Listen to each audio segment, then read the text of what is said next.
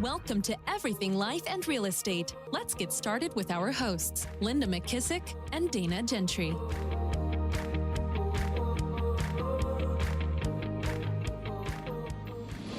Welcome to Everything Life and Real Estate. I'm Linda McKissick. And I'm Dana Gentry.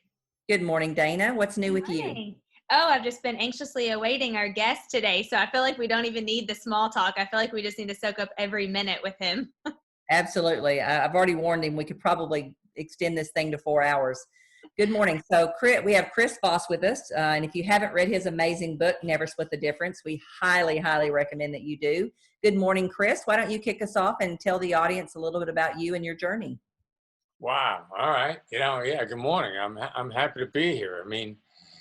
I'm a small town boy from Iowa. Joined the FBI, became the FBI's lead international kidnapping negotiator, worked in New York City, and then traveled all over the world working kidnappings. Learning about negotiation. I went to Harvard. I went to Scotland Yard. I went and listened to my mom. So I like to tell people, what's the difference between a Midwestern mom and a terrorist? You can negotiate with a terrorist. That's probably so true. So, and in process of getting better in the Harvard collaboration, when I was with those guys, they said, look, you're doing the same stuff we're doing. You're just doing it with different stakes, but the dynamics are the same. It's human nature. That's all it is. And you guys are really good at it. So that got me thinking about the application to the business world. I kind of thought it did. I suspected it did all along. But having a validation from those guys was really good. So after I got out of the bureau, I started, my son and I, we started teaching negotiation in business schools. And we taught it at Georgetown, taught it at USC, taught it at Harvard, taught it at Kellogg, taught it at a bunch of places. And then figured, we got to put a book out. When we felt like we had everything together end to end, a complete system, not just an idea, plus validation. We've been teaching in business school enough that our students were taking it out into real life and making it work and just doing huge deals. Life-changing stuff regularly. And even more important than that, though, is increasing your batting average. Everybody attains success with techniques to some degree, just not as much as they should. How do you get better? And how do you even know that you can get better? So we wrote the book, and then real estate people started picking it up. And it has been a huge boon for people working in real estate. Because, in real estate, every conversation is a difficult conversation. The purchase or sale of a house, it's a cliche. It's one of the 5 most stressful events in people's lives.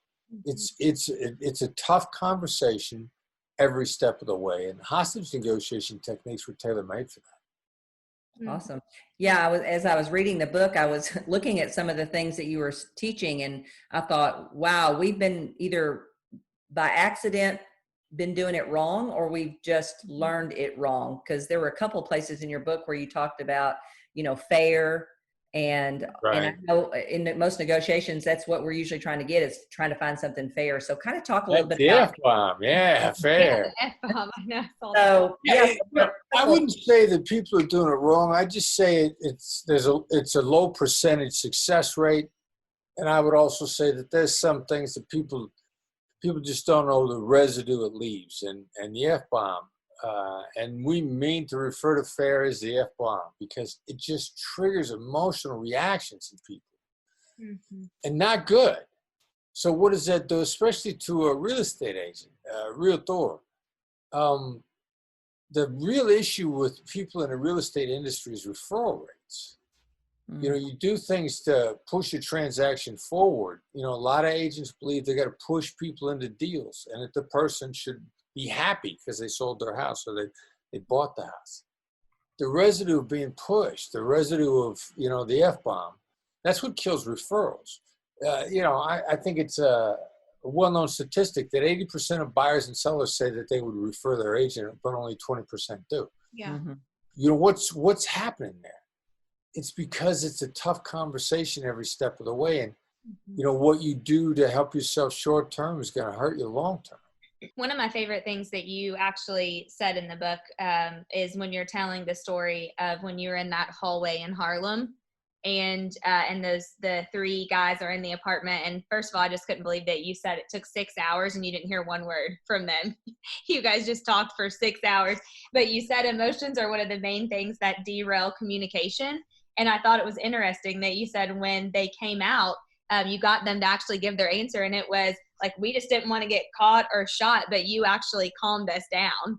And so I noticed in that you didn't really talk about fair or, their families or any of those things. That you really went straight to not having the conversation about getting them emotional. It was more of calming them. And while selling houses are a little bit different than getting fugitives out of an apartment on the 27th story building, you still can very much relate those two things. Yeah. Well, you feel like a seller's a barricaded suspect in a building, right? They won't come out and talk. Yes, for sure. Well, Chris, talk about never split the difference. I know a lot of times in real estate transactions, in my 30 years of real estate transactions, that's what we do. We just kind of say, well, let's meet in the middle, you know? Yeah, that's the thing. That's a downward spiral. I mean, and you see that around you and you think that's the way to do it. And because people talk about it being fair, and then people see the transactions are made. Yeah, they're made, but there's two problems. You're not making as many as you should. And then that residue is splitting the difference. Splitting the difference is a downward spiral. It's an unavoidable downward spiral. Now, this isn't Chris Voss saying this. This is Nobel Prize winning behavioral economics theory. And what the heck does Nobel Prize winners have to do with this? Well, Danny Kahneman said that a loss thinks twice as much as an equivalent gain. That's for human beings. So it doesn't matter what your ethnicity is, what your gender is, what your religion is.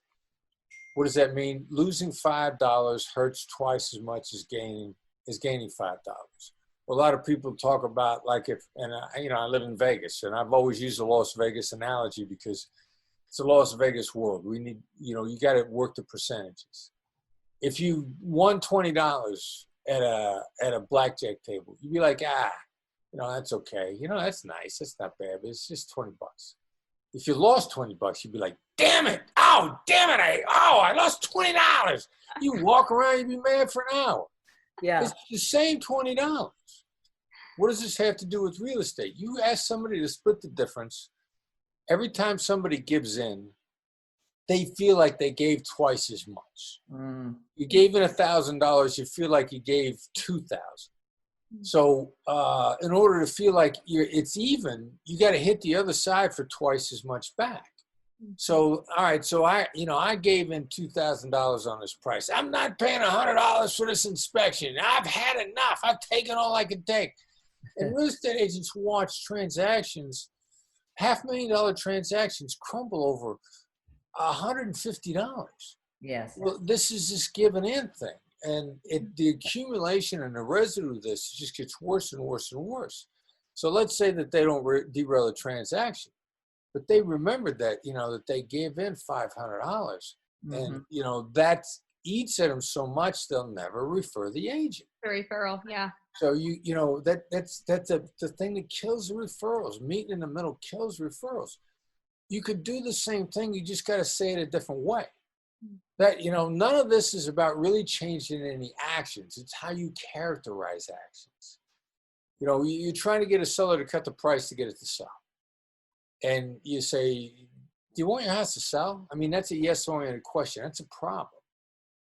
Because yes makes people feel trapped. And you're starting to talk about loss. The calculation of loss. The way you get a seller to cut the price is you say, how long do you want your house to not sell? How long do you want to let your house sit on the market while the other houses in the neighborhood sell? That's the same action. You're just teeing it up differently in an emotionally intelligent way. You're letting them compare the losses in a way that they should. But you've gotten away from this yes trap. I'm working on an article right now about the top 10 best no-oriented questions. The yes trap is a bad idea. We got a lot of projects in the iron. We're also on irons in the fire. We're working on a book for real estate specifically. It'll be coming out next year. I'm doing it with a guy. I do a lot of real estate coaching with Steve Shaw. And in the conversation the other day, you know, the writer we're working with he said, well, you know, how do you, you know, fix this? I say, you stay out of yes entirely. You know, just don't try to get yes. Use how. Yes is nothing without how. How long do you want your house to not sell? Instead of, do you want your house to sell? You know, just simple change in the wording is an emotionally intelligent move. And then it doesn't make people feel pushed. You get them to think about it. You get them to see something. It's guided discovery. And then they refer. Then the referral rates start to jump. Then an agent can build a sustainable business, because real estate agents are sole proprietors. They're in business. It is a business, and business succeeds long term. Got it. So is that also, when you're talking about how to discuss the emotional drivers, is that somewhat the same line of thinking when you use the word how instead of yes and no questions? You're getting to that. You use how a lot. And then the emotional drivers, the crazy thing about that is, you know, the emotional drivers that are critical issues are largely negative. And against every instinct in our body, the neuroscience is clear. The best way to get a negative is to just call it out, address it head on. The elephant in the room. You don't get rid of the elephant in the room by denying it's there. That causes an explosion. And denying it's there causes an explosion so many times that people choose to ignore the elephant. It never occurs to them that simply pointing the elephant in the room out makes it smaller every time. You know, somebody, you're trying to get a seller to drop their price to get their house to sell. You can also say, you're not going to like what I have to say. You know they're not going to want you to get them to drive the price. You know, and our gut says, we want to say, well, I don't want you to not like what I'm going to say, the denial. But it doesn't occur to us that the 2 millimeter shift is to go from a denial to a call out. You know, I got something to tell you, you're just not going to like it. Your house is overpriced. They'll listen to that. If you just say, your house is overpriced, that's blunt force trauma. That's hitting them with the truth with no warning. Warn people the truth is coming. Human beings are remarkably resilient with warning. And they're resilient instantly. You're not going to like what I have to say. Half a second, you wait. Your house is priced too high. It's not going to move in this market. That's an emotionally intelligent way to tell somebody their price is too high. Don't catch them off guard with bad news. So true. Real estate agent's job is to not catch people off guard with bad news. It's to deliver the bad news after someone has been given the warning to brace themselves. That's how you do it in an emotionally intelligent way. Because every conversation in real estate is a tough conversation. So don't let people get caught off guard, but also don't catch them off guard with the bad news. Give them a warning, it's coming. That's awesome. I love that. That's so applicable to realtors. So what about the that's right? Oh, that's where I was going next. I love that one. Yeah. Talk to us about that. What is that philosophy behind that? You know, that's right is what people say when they feel heard and understood. And then, you know, if you get, I mean, like we're trying to describe the best that's right possible, like a 5-star that's right. Like people bond to some degree every time they say that's right. And when people feel fully and completely and fully understood, the bonding is insane. It's actually, you know, you're doing two things at the same time. You're triggering an epiphany moment, but this bonding thing, when we feel bonded to someone, we get a hit of a neurochemical that we produce ourselves called oxytocin. Oxytocin is a bonding drug. And you bond with whoever you're with when you get a jolt of that drug. It's unavoidable. It's like, you know, there's an Australian zoologist way back when that got baby geese to bond to him just because he made sure he was standing in front of their eggs when they pecked their way out of their eggs. Yeah, and they bond with the first thing that they see. You know, ideally it's the mother goose there, and they bond with the mother goose. You know, ideally it wasn't a wolf that just killed the mother goose, and they bond to the wolf. But this Australian zoologist proved that, you know, he's got little baby geese following him around because he was standing outside the egg when they pecked their way out. Wow. That's what bonding does. You get bonded to who you see when you get a jolt of this stuff. Mm-hmm. When people say that's right, especially when they feel fully and completely understood, they bond. What does this mean for a realtor? You summarize everything that they've gone up to now. You don't summarize your approach. You summarize their journey. You summarize the facts of the situation. You summarize how they feel about it. And a great summary, the other side gets a bang, they get hit with oxytocin, and then they're bonded to you. They stick with you through thick and thin. And this is what happens with charismatic leaders.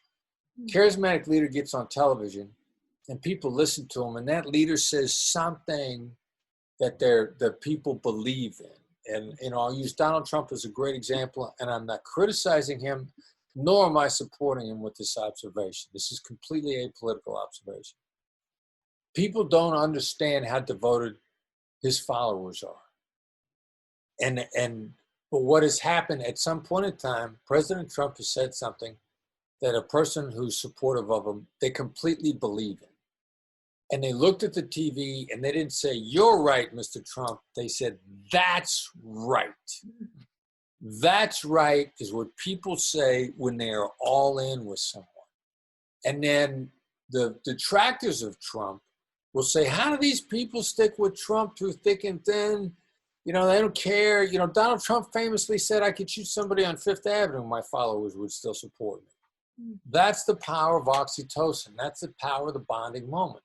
People will ignore everything else once they decide they're all in with someone. This is just not a charismatic leader. This is human nature.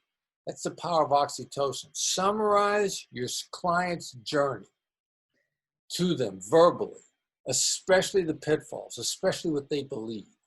Get a "that's right" out of them, and they will be bonded to you and devoted to you. So give me an example of summarizing. Would that be where you let's say you've got a seller and they've lived there for 50 years in their house, and you summarize that, I know this isn't a difficult move for you. What would summarizing that, is it repeating back what you've heard them say? Is it an element, a critical element is repeating back what they've heard them say. If somebody's lived in a house for 50 years, I'd say, "Look, you got memories here. mm-hmm.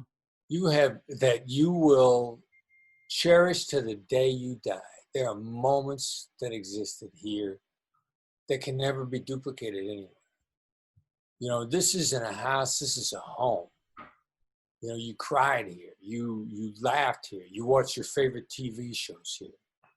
You spilled wine on a carpet here. There are just moments here that are absolutely priceless. You're worried about who's going to live here. Are they going to love this house as much as you did? You want to see somebody buy this house that will raise their children in it. You want to see somebody who will grow old here. You want to see somebody that has the same kind of memories you have in this home.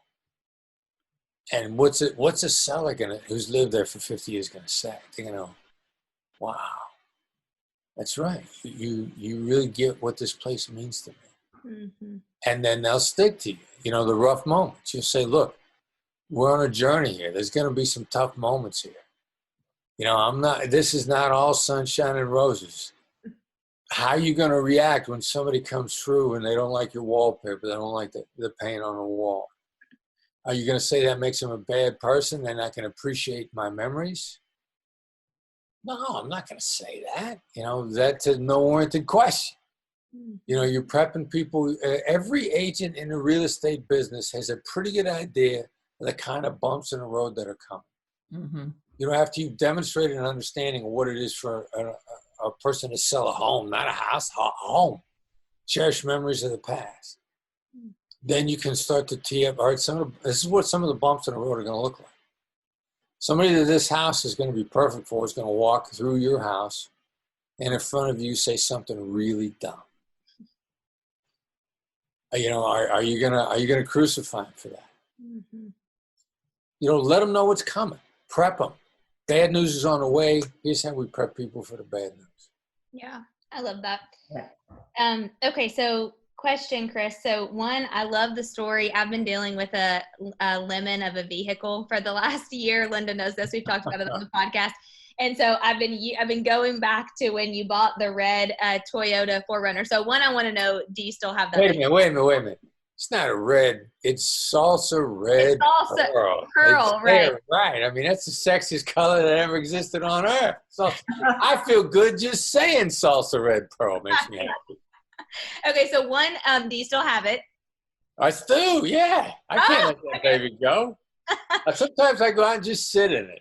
Yeah, I love it. Okay, so two, here's what I love about that story. I feel like, and just humans in general, but real estate agents have a hard time sitting in the silence.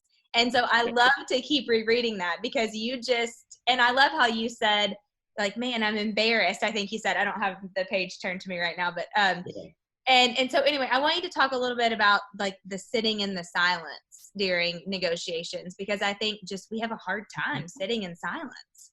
Yeah, a lot of people, probably about 2/3 of us have difficulty with silence. Yeah, and that's why we've even changed, one of our skills we used to refer to as effective pauses. We're changing it to dynamic silence because so much can happen if you let it happen in the silence. And you got to find out what's there. My son Brandon likes to say, count 1,000s to yourself. And he practices it. Like anything you want to get good at, you can do a mental rehearsal. You could do a mental rehearsal of you not responding and counting 1,000s to yourself. He says he's always prepped to count to 10. He never gets to 3. He says once he got to 7 before the other side broke the silence. But and in that particular instance, I mean, I laid a lot of tactical empathy out there. I laid the salesman's arguments out for why I should drop my price. I didn't let him say them. I said them. I said, I'm in love with this truck. I said, this is the sexiest color I ever saw in my life. And it's worth, he's going to say to me, it's worth more than what we're asking for it. So I said that. I said, the truck's worth more than what you're asking for. I love it. It's beautiful. If I don't buy this truck, I'm not going to be able to sleep at night. I'm gonna lay awake at night thinking about this truck. That's all stuff this guy's going to say to me. The crazy thing is when you articulate their arguments, you leave them without an argument. That's what I love about this story. And I did it. And then I hit him with how am I supposed to do that? I said, how am I supposed to pay that? And I just looked at him, and I sat in a silence. Yeah, and he looked at me, and he would blink like 4 times, because his brain had been deactivated. I'd taken every argument out of his mouth, left him with nothing. He just stared at me, he blinked, and then he got up and he went in the back and he came back out with a better price. And I did it, it's like that old, it's like that hair washing commercial, wash, rinse, repeat. So I'm like, hey, it worked. I'm going to try it again. And so I went through the whole spiel again. I said everything, the same thing I said 10 minutes earlier. I said it all again. And I said, how am I supposed to do that? And then I shut up, shut the front door. And he blinked at me 5-6 times again and got up and went out and got a better price and went back and forth like a yo-yo till he came down to my price. That's such a good lesson, especially for agents though. Linda, don't you think? One, twofold. One, negotiating your commission. And then 2, when you're in the middle of negotiations with the other party too. Because I think you can tell when you get some agents and they just can't talk to their clients. And so they end up, like you're going to win, that you got one over on them. Well, and let's talk about commission. All right. So a real estate agent at full commission is one of the greatest bargains on earth. Any agent worth their salt is worth more than full commission. No agent should ever, ever, ever discount their commission. It's a bad idea. To start with, you're a bargain. If you're a good agent, in business, a finder's fee is 10%. And somebody who finds a deal doesn't do half the work a real estate agent does. Agents knock themselves out. I'm shocked at what a bargain an agent is for the amount of work that, is some transactions that agents will put up with. They probably might have made more money if they were flipping burgers at McDonald's. Agents are a great deal. So first of all, an agent should never, ever, ever discount their commission because you're worth it to start with. Secondly, Your commission is an audition for your ability to negotiate. If you can't stand up for yourself, then the client is like, how can they stand up for me if they can't stand up for themselves? You don't want to be combative in defending your commission. And you have to defend your commission. You're going to be their ambassador. You're going to be their champion. You show how you stand up for yourself in a calm, immovable, emotionally intelligent way, because that is how you will perform on their behalf. And I think that's what a lot of agents miss. You know, and you can say it like that. You can say to a client, like, I know if I can't support my fee, you realize that I can't support your price. You know, I realize this is an audition. My job is to stand up for myself just as firmly and as gently and eloquently as I would stand up for you. I'm not going to give in on my behalf. If I give in for me, how do you expect me to stand up for you? And say it like that. You know, tonality is critical. Tonality is, you know, the Brits have a great saying, you can be as rude as you want as long as you're polite about it. You know, that has to do with tonality. Tonality is the first great tool. Stand up for yourself. Don't cut your feet, and stand up firmly. You know, because if you cut your feet, then you're also hurting your ability to get a referral. You ain't going to be happy that you sold it for them. If you cut your fee, they're like, oh, it's just another dime a dozen agent. Any agent could have done this. This person couldn't stand up for themselves. That's proof that any agent could have done this. So they will discount you when you discount you, is what's going to happen. Yeah, absolutely. You talk about what type are you, the negotiation styles, and you talk about the analyst, the accommodator, and the assertive. And so my question is, do you think somebody can be a little of all three of those, or do you feel like some people are very much one or the other? All right, so here's a classic hostage negotiator's answer. That depends. All right, here's what it depends on. I mean, we have, you know, it's a Black Swan Group's contention that we all have a default wiring, a default type. From our caveman days, how we're wired. You know, when caveman was threatened, you know, it was fight, flight, make friends. You saw something, a creature, you didn't know what it was on a jungle path. You fought it, you ran from it, you made friends with it. You know, the indecisive caveman got eaten, couldn't make up his mind and got eaten. And we're all the descendant of one of those three types. Now, that doesn't mean that you can't learn. That doesn't mean that we don't grow and adapt.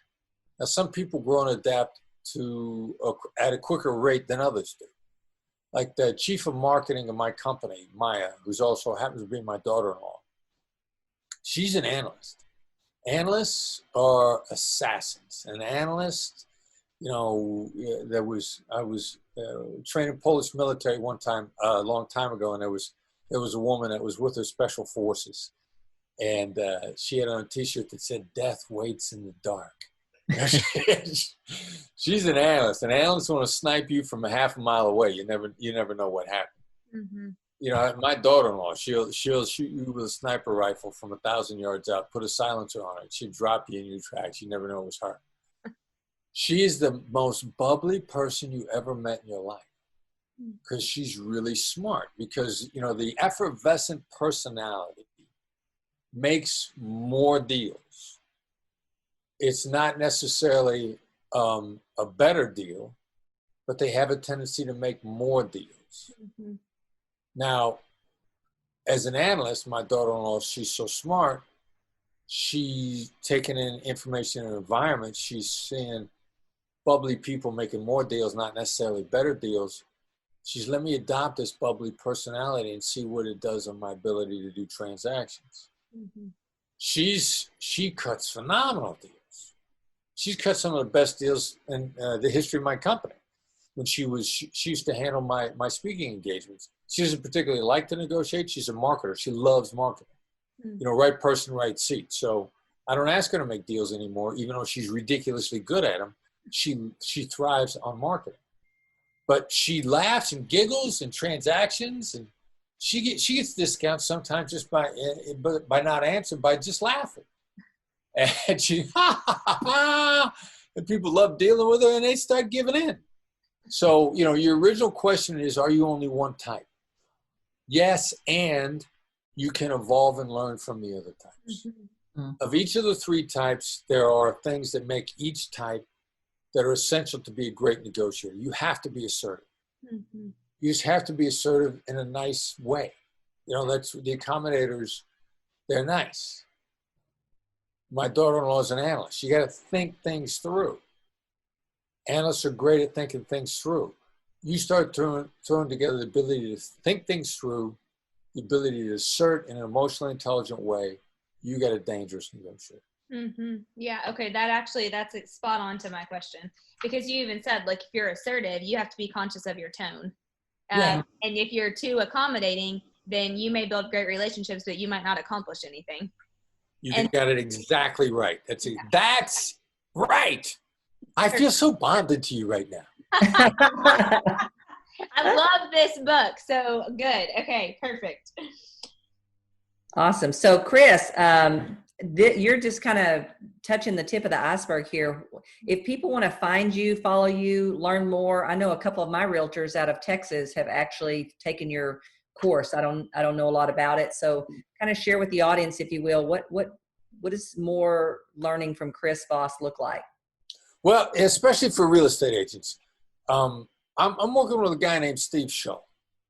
And Steve is an NFL player that's been successfully coaching real estate agents for over 20 years. Steve came across my book and called me on the phone and says, we have to get together. We got to coach real estate agents specifically. This is a game changer. Mm-hmm. He was a very successful agent on his own right. He was so good at it, he started coaching it. And it was the old reason, logic, persuasion approach. And he discarded it immediately. He used to do facts, logic, and reason. And now Steve says facts, logic, and reason do not overcome human emotion. Human beings make emotional decisions. Mm-hmm. And we're taking people to a whole new level in the real estate industry. So send an email to info@blackswanltd.com. info@blackswan, BLACKSWAN, Ask about the Performance Real Estate Coaching Program with Chris Voss and Steve Shull. We will connect you directly to it. There are two things that are true about it simultaneously. It's not cheap. It'll be the cheapest money you ever spent. One of the agents that we're coaching said, I'm having more fun and making more money. And she was already $1 million producer and insanely successful. And she said, for the first time in my 20 years, I'm having fun. And I'm making more money. And in point of fact, she's actually working less. Now, that sounds crazy. That sounds insane. That sounds impossible. That's what an emotionally intelligent approach to this business will do. Mm-hmm. You go from being worried about, taking calls in the middle of the night from crazy sellers to just really enjoying your business and your life. That's great. So when's the new book going to be out? Our real estate book is going to be out early next year. Which is, you and Steve and I are working on this book together, and we're talking about it with the current clients now. Everything that's going to be in the book is the stuff that we're talking with people we're coaching right now. But the book will be out next year. We're actually going to have 2 books out next year, and we get a ton of resources on our website as well. blackswanltd.com, and a lot of free resources. Check out the free stuff. You're going to get a long way with the book and the free stuff. You're going to be delighted at how far you get if you choose to step up into the coaching. Awesome. Love it. Well, we're about out of time. Dana, you got any final thoughts or questions for Chris? Gosh, I know we're about out of time, but I just have to ask, will you just share what's been your favorite, just because I'm into this stuff. I love to watch all these shows and all the FBI stuff. What's been your favorite hostage situation? What's your favorite one you've ever been a part of? Oh, wow. The one that I actually negotiated. Yeah. You know, I got to tell you, we, the first time we changed our proof of life, we dropped it into the middle of a case we were working in the Philippines. I went from, into how do we know the hostage is alive, basically. How question. It's the power of the how question. And, the bad guy was a murderer. We didn't, it's not often that your kidnappers are actually murderers. This guy was a murderer. And he inadvertently promised that he wouldn't harm our hostage through the course of the case. And then we got him to drop his guard sufficiently and get him so casual that the Philippine National Police did a rescue and rescued the hostage. Wow. And that was ridiculously satisfying. And then when we found out afterwards the guy had killed some other people in some cases I knew about, I just didn't know it was this guy. We got a really bad guy, and we made a big difference in some people's lives. And it was a case in the Philippines. Wow, that's cool. That's real cool. I'm sure the odds were against you on that one, because normally I would think if someone has killed, you got a less chance that you're going to get them out of there, right? That's exactly right. Yeah. Yeah. So, ain't nothing better than beating the odds. Yeah. That's awesome. That's why you live in Vegas, Chris. That's awesome. Well, thank you so much. We appreciate your time today. We love your book. If you haven't read the book, again, pick up the book, Never Split the Difference. Look for his real estate related book coming out early next year. And remember, if you like our podcast, the best thing you can do for Dana and I is leave us a review so that other people can find the podcast. And then, of course, pass it on to people that you feel like would get value from these, the podcast topics that we have. So Dana, I will see you next week. And Chris, we want to say thank you for your time. It was fun being on with you ladies. I enjoyed it immensely. Thank you, Chris, so much. Thank you. We really appreciate it. Be sure to subscribe for more business strategies and tactics to inspire you to live an abundant real estate life. Don't forget to rate and review so we can bring you the best content. Find this and other valuable information at everythinglifeandrealestate.com.